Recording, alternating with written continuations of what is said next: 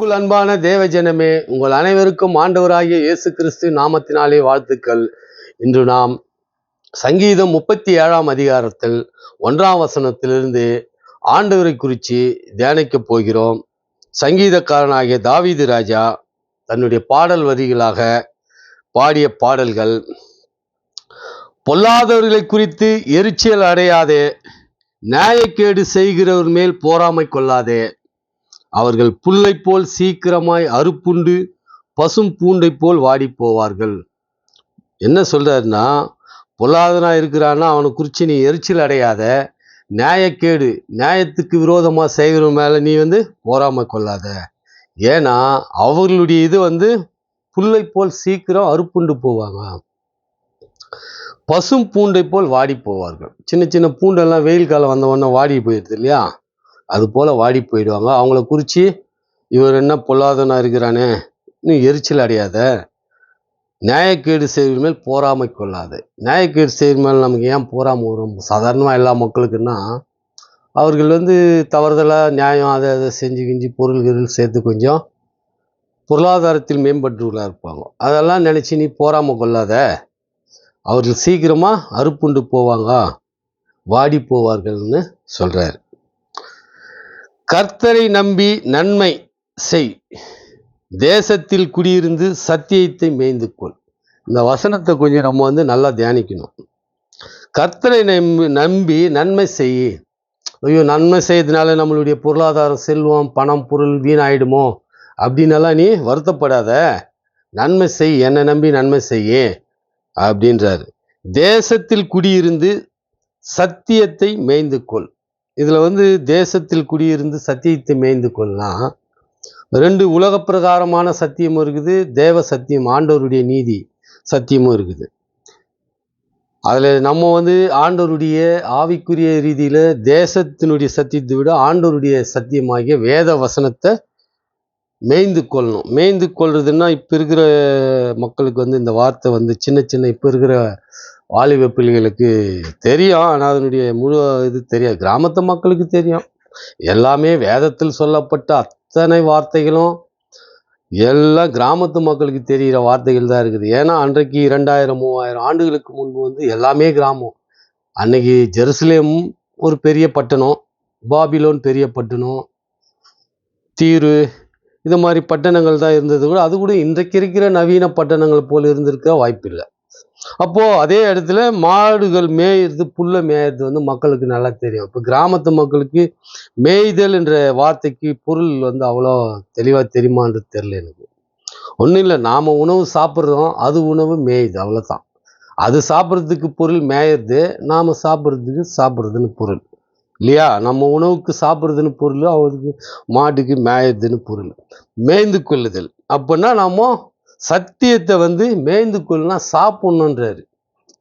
சாப்பிட்டு உன்னுடைய இருதயத்துல வச்சுக்கணும் சத்தியத்தை அப்படின்றாரு. எவ்வளோ ஆழமா சத்தியத்தை ஆண்டவர் சொல்றாரு பாருங்க. நீங்க சத்தியத்தை மேய்ந்து உங்க இருதயத்துல வச்சுக்கிறது தான் மேய்ந்து கொள்றது. அது மாதிரி நாம ஆண்டவருடைய சத்தியத்தை இருதயத்துல வச்சிருக்கணும். கர்த்தரிடத்தில் மன மகிழ்ச்சியா இரு, அவர் உன் இருதயத்தின் வேண்டுதல்களை உனக்கு அருள் செய்வார்.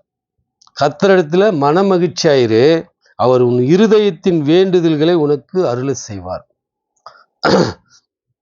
ஆண்டவரிடத்துல நம்ம குறை சொல்லிட்டு என்ன, ஆண்டவர் நம்மளை இப்படி விட்டாரு, அப்படி விட்டுட்டாரு, கஷ்டம் வந்துச்சு, இந்த பையன் படிக்கலையே, அந்த இது படிக்கலையே அப்படின்னலாம் வருத்தப்பட்டு இருக்காத. கர்த்தரிடத்தில் மன மகிழ்ச்சியாயிரு, கர்த்தரிடத்தில் மன மகிழ்ச்சியாயிரு, உன் இருதயத்தின் வேண்டுதல்களை உனக்கு அருள் செய்வார். எப்படி இருந்தாக்கா, கர்த்தரை நம்பி நன்மை செய், தேசத்தில் குடியிருந்து சத்தியத்தை மேய்ந்து கொள். இதை செஞ்சு ஆண்டவரிடத்துல மன மகிழ்ச்சியா இருக்கும்போது தான் உன் இருதயத்தின் வேண்டுதலை உனக்கு அருள் செய்வார். ஏன்னா நம்ம மக்கள் மத்தியில் என்னன்னா, வேண்டுதல் செஞ்சது உடனே கிடைச்சிடணும் எல்லாமே அப்படின்ற ஒரு மனித இயல்பு. கொடுக்குறானா ஆசை, அடிக்கிறானா பயன்றது மனித இயல்பு, அது எல்லாருக்கும் உண்டு தானே.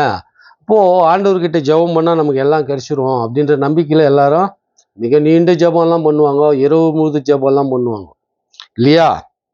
ஆனா ஜெபம் பண்ணா கிடைக்கும். எப்போ கிடைக்கும்னா, கர்த்தரை நம்பி நன்மை செய், சத்தியத்தை மேய்ந்து கொள், கர்த்தரிடத்தில் மன மகிழ்ச்சியாயிரு. இப்படியெல்லாம் இருந்தியானா நீ வேண்டுறது உன் இருதயத்தின் வேண்டுதல் உனக்கு அருளை செய்வார் என்றார்.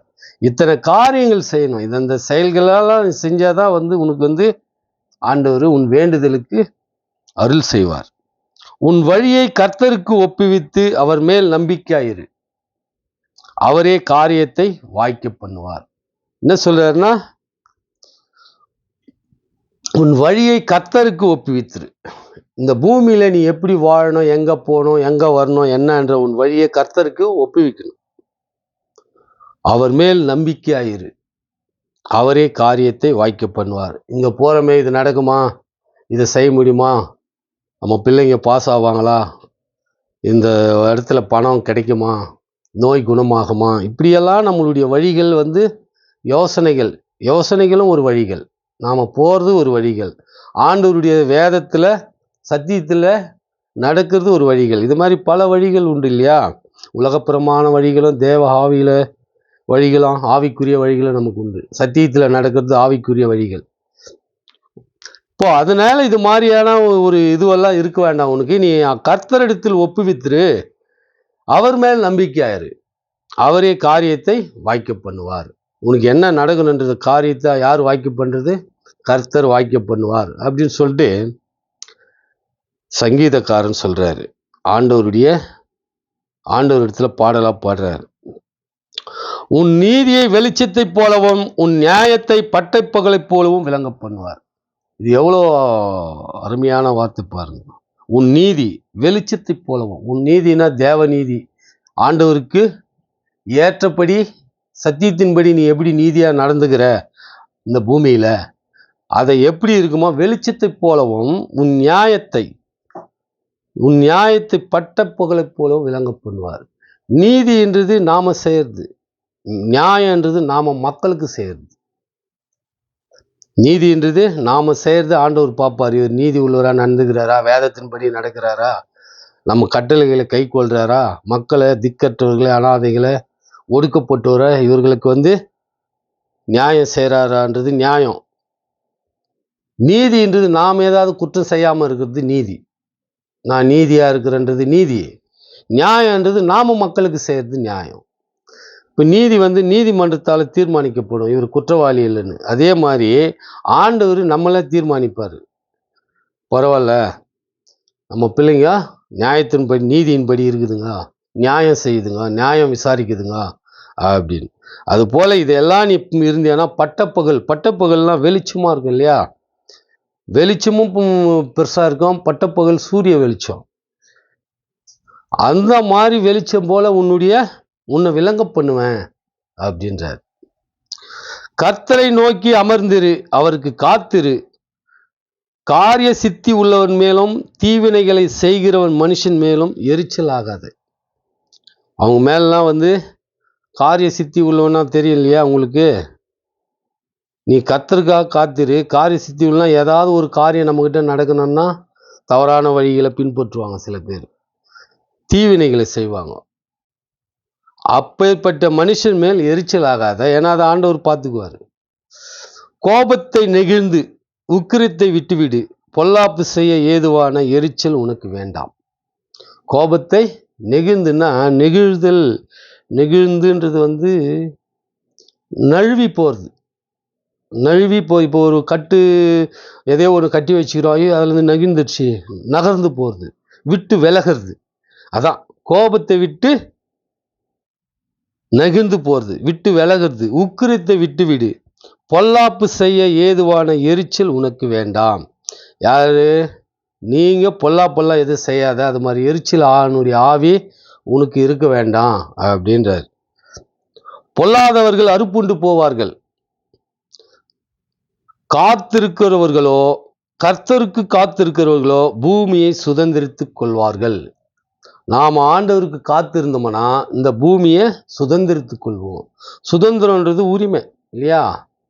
சுதந்திரன்றது உரிமை. நாம் இவர்களோடெல்லாம் கோபம் கொள்ளாமல், எரிச்சல் அடையாமல், பொல்லாப்பான ஆளோட எரிச்சல் உண்டாக்காமல், அவர்களுக்கு விரோதமாக நாம் இல்லாமல், நாம் நழுவி நாம் வேலையை நாம் பார்த்துன்னு ஆண்டவருடைய வேதத்தில் தியானமாக இருந்து இரவும் பகலும் அவருடைய வேதத்தில் தியானமாக இருந்து அவர் பாடல்கள் பாடி துதித்து ஜெபம் பண்ணி பிள்ளைகளோ மனைவி எல்லாரையும் பார்த்து நாம் பார்க்கும்போது நாம் ஆண்டவருடைய வழியில் இருப்போம். நீ இந்த பூமியில் தைரியமாக எங்கே வேணால் போகலாம் வரலாம் செய்யலாம் அப்படின்னு ஆண்டவர் சொல்கிறார். அதான் சுதந்திரம். அதனால இன்னும் கொஞ்ச நேரம்தான், அப்போது துன்மார்க்கன் இரான், அவன் ஸ்தானத்தை உற்று விசாரித்தேயானால் அவன் இல்லை. இப்போ அவன் இருக்க மாட்டான், அவன் கொஞ்ச நேரம் தான் இருப்பான், நான் அவனை இல்லாமல் பண்ணுவேன் அப்படின்றது ஆண்டவர் சொல்றார். சாந்த குணமுள்ளவர்கள் பூமியை சுதந்திரித்து மிகுந்த சமாதானத்தினால் மன மகிழ்ச்சியாக இருப்பார்கள். அதனால சாந்த குணம் நமக்கு இருக்கணும். சாந்த குணம் இருந்து தான் நாம் இருந்தாமனா மன மகிழ்ச்சியாக இருப்பீங்க. இப்போ சில பேருக்கு எனக்கு மகிழ்ச்சி இல்லை, அது இல்லை, இது இல்லைன்னு. ஆனால் எவ்வளோ பெரிய செல்வந்தர்களும் நிறையா நீங்கள் வரலாற்றுகளை பார்க்கணும், இந்த செய்திகளை கேட்கணும், உலக அரசியல், நம்ம நாட்டு அரசியல் எல்லாத்தையும் தெரிஞ்சுக்கணும். அப்போ தான் நம்மளுடைய ஆண்டவருடைய இந்த வார்த்தை வசனங்கள்லாம் எந்த அளவுக்கு பொருந்துது நடக்குதுன்றது நமக்கு தெரியும். மிகப்பெரிய உலகத்திலே லட்சக்கணக்கான கோடி வச்சிருக்கிறவருடைய குடும்பத்தில் கூட மகிழ்ச்சி இல்லை. ஆனால் நம்மளை மாதிரி சாதாரண குடும்பத்தில் இருக்கிற மக்களே மகிழ்ச்சியாக இருக்கிறாங்க நாம் பார்க்கும்போது. அதுக்கு என்ன காரணம்னா, நாம் ஆண்டவரை நேசிக்கிறதுனாலையும், நாம் ஆண்டவர் நம்மளை அழைச்சதுனாலையும், நம்ம ஆண்டவருடைய வசனத்தில் அவருடைய அன்பில் அதிகமாக வளர்க்கப்படுறதுனாலும் நமக்கு குறைகள் குற்றங்கள் இருக்குது. இருந்தாலும் மிகப்பெரிய வருத்தங்கள் கஷ்டங்கள் கிடையாது இல்லையா? இப்போ ஒருத்தர் திருமணம் பண்ணார் இல்லையா, ஒரு சினிமா நடிகர் ஜப்பானில். அவருடைய குடும்பத்தில் அவருக்கு எவ்வளோ செல்வம் இருக்குது இல்லையா, பெயர்கள்லாம் சொல்ல வேண்டாம். அவர்களுக்கு எவ்வளோ செல்வம் இருக்குது செய்தி பார்க்குறவங்களுக்கு தெரியும். அவர் நம்மலாம் அவருடைய சினிமா நடிகர், அவருடைய படம்லாம் பார்த்துருக்குறோம், நம்ம தமிழ்நாட்டை சேர்ந்தவர். ஆனால் அவர் பிள்ளைக்கு மிகப்பெரிய ஒரு கஷ்டம் இல்லையா? ஆனால் அந்த கஷ்டத்தையும் அந்த பிள்ளைக்கு மகிழ்ச்சியாக மாற்றணும்னு அவர் எவ்வளோ கஷ்டப்பட்டு பண்ணியிருக்கிறாரு. அது சரியாக தவறான்றது அது அவர்களுடைய மனசாட்சி பொறுத்தது. அதை குறித்து நாம் எதுவும் கருத்து சொல்ல தேவையில்லை. ஏன் இதை சொல்கிறேன்னா, ஒரு உதாரணத்துக்கு பொன் பொருள் பணம் அந்தஸ்து கௌரவம், நாங்கள் இப்படி இருக்கிறோம், பெரிய உயர் பதவிகள் இருக்கிறோம், எது இருந்தாலும் சாந்த குணமுள்ளவர்கள் பூமியை சுதந்திரித்து மிகுந்த சமாதானத்தினால் மன மகிழ்ச்சியாக இருப்பார்கள். இதில் அமைதியாக இருக்க சொல்கிறார் ஆண்டவர் எல்லா காரியத்திலையும். நம்ம குடும்பத்தில் துன்மார்க்கன் நீதிமானுக்கு விரோதமாய் தீங்கு நினைத்து அவன் பேரில் பற்கடிக்கிறார்கள். துன்மார்க்கு என்ன செய்வான்னா, நம்மை போன்றவர்கள் மேலாம் பார்த்தீங்கன்னா, நாம் அவர்களை குறித்து குற்றங்களை அவர்களை குற்றம் சுட்டி காட்டும்போது நம்ம மேலே பல் கடிப்பாங்க. பல்ல கட்சி இதை பண்ணுறேன் அதை பண்ணுறான்னு இல்லையா? அதுக்காகத்தான் ஆண்டவர் இது என்ன சொல்கிறாருன்னாக்கா, துன்மார்க்கன் கொஞ்ச நேரத்தில் அறுப்புண்டு போவான், இல்லாமல் போவான், அவன் விசாரித்து பாரு, அவன் இல்லை அப்படின்றாரு. அதெல்லாம் எதுக்கு சொல்கிறேன்னா, நாம் பொல்லாங்கானவனு செய்கிறவன் மேலே எரிச்சல்லாம் கொள்ளாத கூடாது. ஏன்னா உனக்கு எதுக்கு அவனோட வழக்கு வாதம், அதை நான் செய்கிறேன்றது தான் அதனுடைய பொருள். அதனால நாமும் சமாதானமாக இருப்போம், சாந்த குணமுள்ளவனாய் பூமியை சுதந்து கொண்டு மிகுந்த சமாதானத்தினால் மனமகிழ்ச்சியாய் இருப்போம் என்று கூறிக்கொண்டு இந்த பதிவு இத்துடன் முடிகிறது. தேவனுக்கு சித்தமானால் அடுத்த பதிவில் பார்ப்போம். துதிகன மகிமை ஆண்டவராகிய இயேசு கிறிஸ்து ஒருவருக்கே செலுத்துகிறோம். ஆமேன்.